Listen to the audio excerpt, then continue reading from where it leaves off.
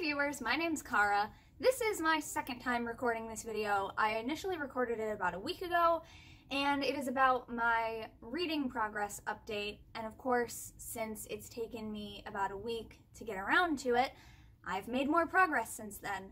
Actually, what happened is last time I recorded videos, I was in the mood to record videos, so I just recorded 2 in one sitting, back to back, so this video initially looked exactly like the last video that you've seen on this channel. But yeah, so I've made a lot more reading progress since I recorded that video, and I felt like I should redo it to make it more up to date. I've talked about this multiple times over the last year or so, so if you've seen those videos, you have seen my little planner here that I had for 2020 that my friend Lauren sent me. And in the back pages, I started tracking my reading progress by putting little blocks. I use a ruler. It's just like 1 centimeter or 1/2 centimeter for each chapter of a book, for example. And then as I complete that chapter, I fill it in and I get to use different colors. It's very fun.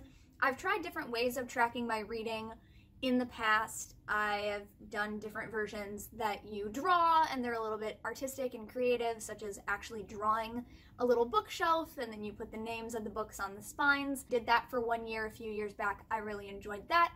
But I'm really liking this because it helps me visualize the progress, especially since I tend to have so many different reading projects going on at one time. In the past on Instagram, I've also posted a picture of the book when I finish it.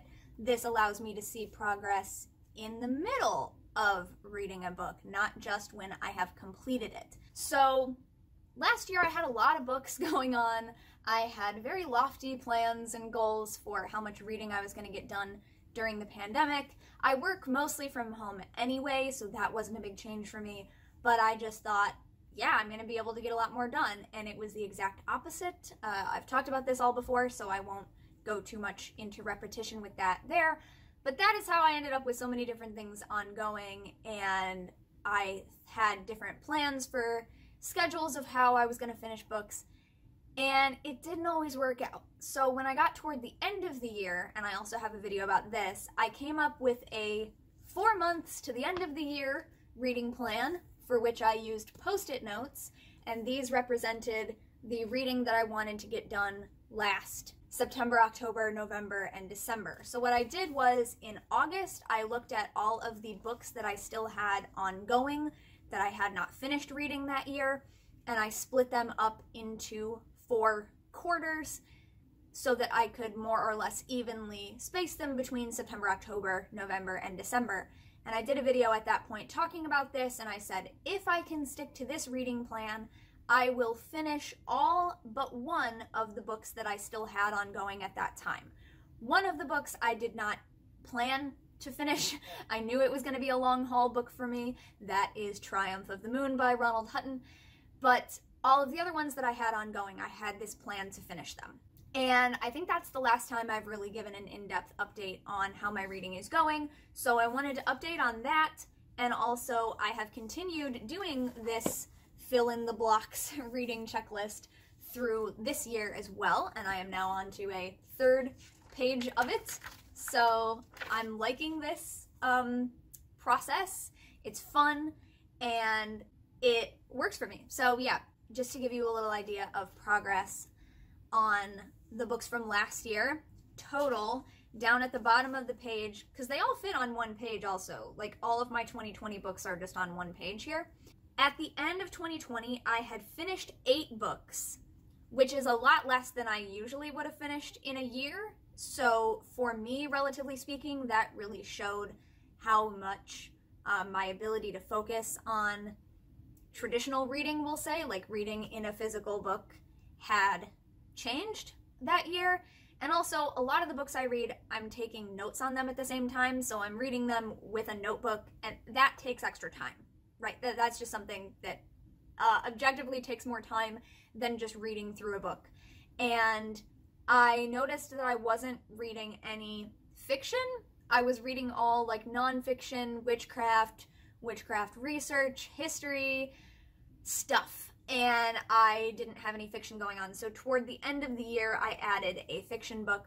I figured that would go faster. However, I did not end up finishing that one that year. I started it too late in the year. I finished it at the beginning of this year. But anyway, I had finished 8 books at the end of 2020, and I had 6 still ongoing. And that is including the ones that I had intended to finish, because like I said, I had intended to finish all of them except for 1. So 5 of those books that I still had ongoing, I had planned to get them done within 4 months, and that did not happen. As you can see here by the giant check marks, I have now finished everything that I wanted to have done in September and October of last year, but I've highlighted a couple here in November of last year. It is now November of this year. It's November 2021, and I have only just recently completed something on the October list for last year, so if that gives you an idea. So, for example, for November of last year, what I still have ongoing now from that time is finishing the next part, like the next big section, part 3 of Drawing Down the Moon by Margot Adler, which I've read before years ago. This is a rereading of it. So I'm about halfway through rereading that book, and now I've kind of set it aside. But at the time, I was trying to get it done. So I still have part 3 and part 4 of Drawing Down the Moon. That was the November and December plans for that book. And Triumph of the Moon, I wanted to get through just 1 more chapter each of those months, and I ended up instead setting it down after last October. I was up to date with most of the books up through the end of October. I finished the September stuff on time in September, and then October is when I started getting a little off track. I finished about half the stuff on the list that I wanted to in October on time, according to my own schedule. And then some of it I didn't finish until recently. So like I just finished part 2 of Drawing Down the Moon this past month sometime, and I finished How to Be an Anti-Racist by Ibram X. Kendi this year. I wanted to have that done last year, but I finished it this year. I have just recently finished, and this is one of the things I finished in the last week, I finished part 2 of Wicca, History, Belief, and Community in Modern Pagan Witchcraft by Ethan Doyle White, which I wanted to have done by last October, by last November. I wanted to have part 2 done, so I have now crossed that off on the November list. When I recorded this video last week, I had finished all but 1 chapter of part 2, and now I've read that last chapter, so I've officially finished part 2 of that book, and that feels good. There's only 1 more part left of that one, which is what I had intended to do last December. So what is still ongoing from last year's plans is part 3 of Wicca by Ethan Doyle White, that last 4 chapters of that book, the next chapter of Triumph of the Moon that I intended to get to, and the last part of my reread of Drawing Down the Moon. So Triumph, I have long since set aside. I will get back to that when I get back to that. Drawing Down the Moon, I've also temporarily set aside just because I had so much other stuff going on. But those are the main things that are left over from last year. I had finished, like I said, How to Be an Anti-Racist this year. I finished, let's see, Things Fall Apart. I finished in January of this year. And then in 2021, I started reading some more fiction. I have a bunch of novels in ebook format that were free downloads last year, celebrating the 25th anniversary of the Women's Prize for Fiction. So I downloaded all those, so I have those, and I've been just going through them alphabetically in order of the title of the novel. So I have finished 2 of those. I'm on the 3rd one. It hasn't been my highest priority getting through those, so it's just kind of like whenever I feel up for reading that. Also because I'm reading them like it's PDF format in like my Google Drive, so you have to like scroll rather than it being a proper like ebook format where you like turn pages, you know? I recently did a video about how audiobooks and ebooks have been helping me focus on getting back into reading, so I will put that in the end screen of this video.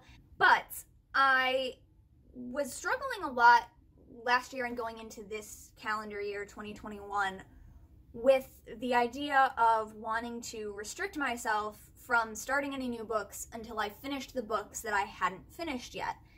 because I didn't want to feel like I was starting a bunch of things and not finishing them, right? Like, that's not a great feeling. And so I was telling myself, like, you know, I have all of these new books. I have tons of books laying around that I've had for a long time that I haven't gotten to read. I get a lot of secondhand books. So I have tons and tons of books just everywhere. And I keep looking at some of them. I'm like, oh, I really want to start that book, but no, I gotta wait until I finish something else, then I can start new books. And what I realized about that, which was aided by my therapist talking about this, is that that is a rule that I created for myself that I don't necessarily have to follow, because what that was doing was, if I was really stuck, like struggling through a book, I didn't want to read it. So the fact that I was struggling with it was preventing me from sitting down and doing it because I didn't want to. It wasn't exciting. Meanwhile, here I am being excited and wanting to pick up a different book and read it, but not letting myself. So I realized that that's a thing I can change.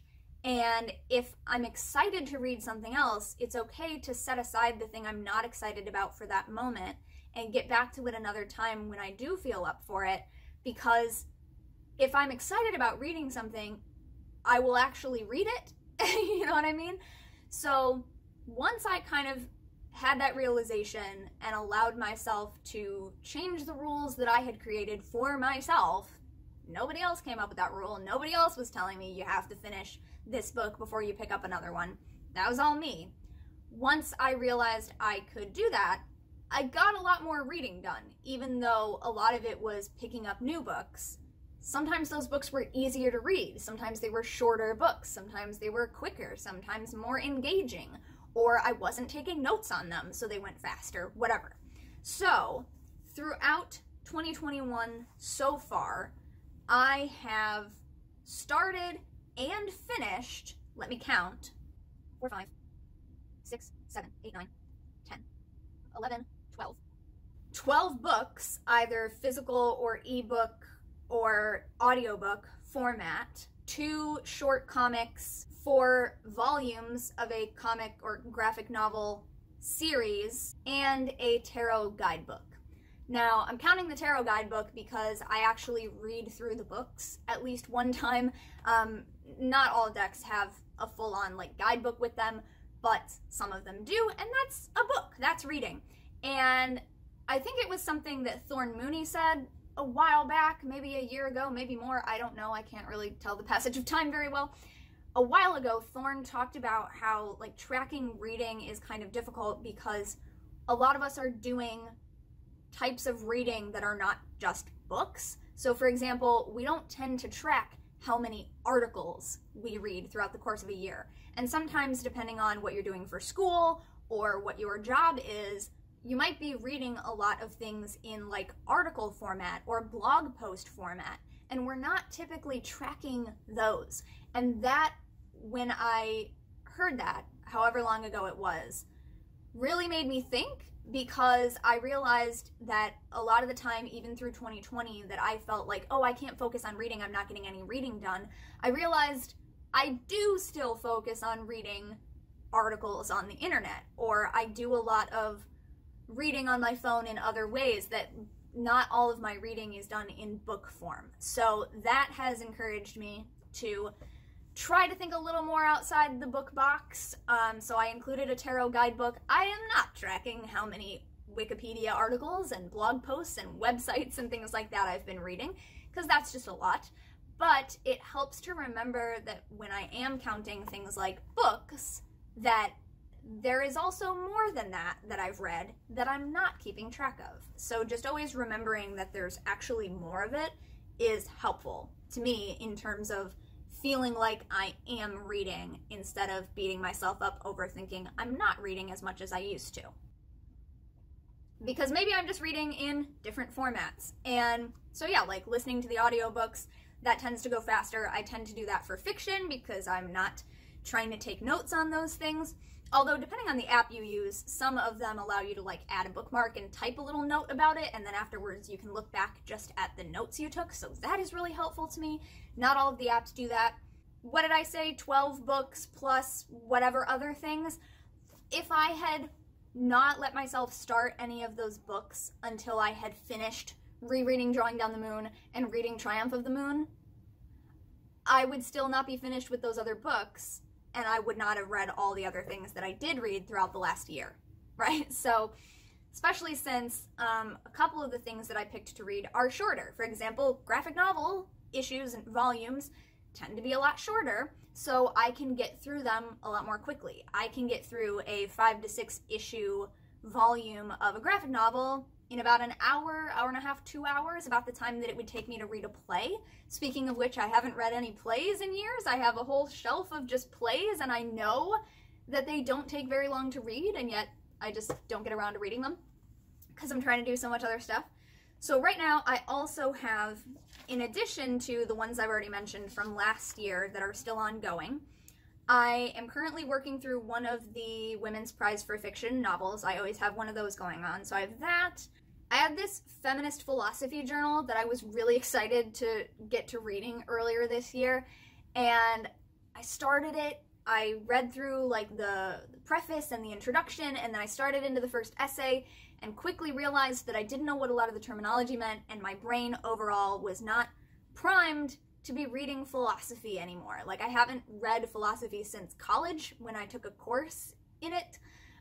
So I actually took a little side quest and watched the entirety of the Crash Course Philosophy playlist on YouTube, which is one of the things that John and Hank Green produce, just to get my brain used to philosophy again and like thinking about philosophy and certain schools of thought and certain terms. And sure enough, some of the terms that I didn't know are covered in that playlist of video in that course. But anyway, so I did that, and then I haven't gone back to reading the philosophy journal yet. So that's one of the things from 2021 that's still ongoing. I started a reread of Scott Cunningham's Wicca with some people. I wanted to do that in July, and again, I had these lofty goals that, like, yeah, if we break it up like this, we can read the whole thing in July as a book club. That didn't happen. That didn't work. So that's still ongoing. I got through the preface and introduction and the first 5 chapters, and then I kind of realized, like, none of us were discussing it. Like, nobody was really on schedule with it, so I just let it sit for a bit. Like, I know we'll get back to it. Then this one is sort of like, it's still ongoing, but that's on purpose because I'm doing it kind of as a book club discussion thing too. The 12 Wild Swans by Starhawk and Hilary Valentine. I am working through that with my local reclaiming community as a teaching tool. So actually I could say, like, if I consider it 3 different read-throughs, we have finished the first one. The book is broken up into 3 paths that you can do in different parts. And so the intention was to get through the first one this year and then stop and restart it and go through the other 2 paths at a different time. But that's actually going to be being postponed for other reading reasons for the group. But we have finished the first one. So technically I haven't finished rereading the entire book, but that's on purpose, you know? So you could sort of call that 4. And then there's another ebook I've been getting from the library that I had to pause because I got about halfway through it and then it was due back to the library and it had a lot of holds placed on it, so I'm on a wait list. You know, I have to wait for certain things to get back to me. That's not so bad, right? Like, that actually kind of works for me because then I don't feel like, oh, you know, my attention's just everywhere and I'm trying to read all of these different books. Oh no, why can't I do them all? But it kind of gives me a concrete reason to say that one is going to be gotten to another time because I had to return it. It automatically returns, right? So it took it away from me, and now it's time to focus on other things, and then when that comes back around, then I can start that again. So that's actually been good for me. Then I am almost done with 78 Degrees of Wisdom by Rachel Pollack. So what number am I up to? 4 if we're counting 12 Wild Swans. 5 is the other ebook from the library. I am also reading 78 Degrees of Wisdom in an ebook version on Hoopla, and I am very close to done with that. I just finished part 3 the other day and it returned, so I have to check it back out again. Luckily, I can just instantly check that one out again, but I'm not going to bother until I actually sit down to read the next chapter. But there are only 3 chapters left of that, so that's 6 currently ongoing. And then I have a short anthology that is currently ongoing, but I am specifically only reading a few essays in that at a time. I'm not trying to sit down and read it front to back, which is also something I think that helps. I have a lot of anthologies on my to be read list, and I think that that will be a helpful way to get through them. Like, not to try to complete the whole thing in a month, but allow myself to break it up, just read a couple essays at a time in a sitting, you know. So I have that currently ongoing, and then also that graphic novel series that I mentioned that I've read 4 volumes of so far. There are 9 volumes of that, and like I said, I go through those pretty quickly. And then I am currently partway through a tarot guidebook again. So what I tend to do with some books is, like, if they have sections in the middle, such as a tarot guidebook where it's going to talk about the cards, but there are also like introductory parts and then like conclusions and further thoughts, I tend to read all the introductory stuff that's like informational chapters first, and then I go to the end and I read the sort of supplementary material, and I save the part that's just going through card by card for last. So in that sense, this tarot guidebook that I have ongoing, I've already read 2/3 of the book. The only stuff I have left is the actual card by card.